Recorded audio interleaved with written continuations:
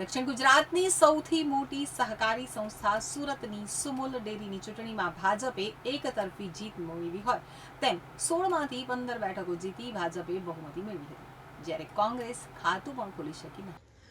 સુરતની સુમુલ ડેરીની ચૂંટણીના પરિણામોમાં ભાજપનો સ્પષ્ટ વિજય થયો હતો.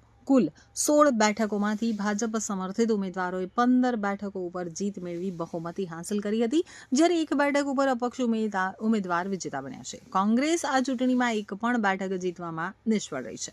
તો પરિણામ બાદ ભાજપ સમર્થકોમાં ખુશીનો માહોલ જોવા મળ્યો હતો અને જીતની ઉજવણી કરવામાં આવી હતી.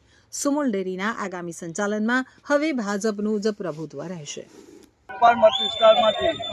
જે મારા વિસ્તારના મતદારો પર મારા પર વિશ્વાસ મૂકીને મને જે ભવ્ય વિજય અપાયો છે, એટલે પહેલાં તો મારા મતદારનો આભાર માનું છું.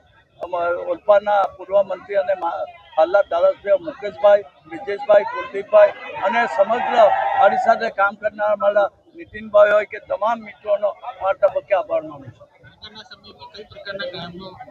આગળના સમયમાં પશુપાલકને હિતમાં પશુપાલકને કઈ રીતે વધારે પૈસા આપી શકાય એ રીતનો વહીવટ કરવાની તમને ખાતરી આપું છું. હું રેસાભાઈ ચૌધરી માંડવી બેઠકમાંથી મને ભારતીય જનતા પાર્ટીએ ઉમેદવારી કરાવેલી અને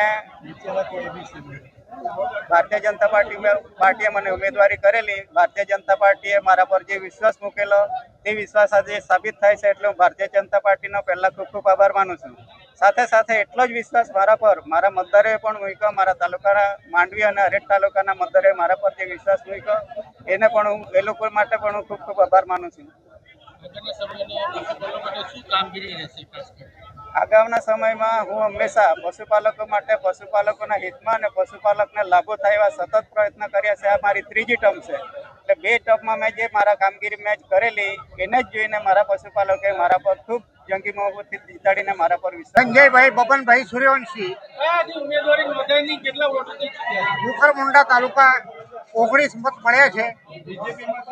હા, ભારતીય જનતા પાર્ટીનો ઉમેદવાર તરીકે હવે પશુપાલકોના વિકાસ માટે દૂધના ભાવ વધુમાં વધુ આપવા માટે પ્રયત્ન કરીશ અને સુમુલનો વિકાસ કરીશ.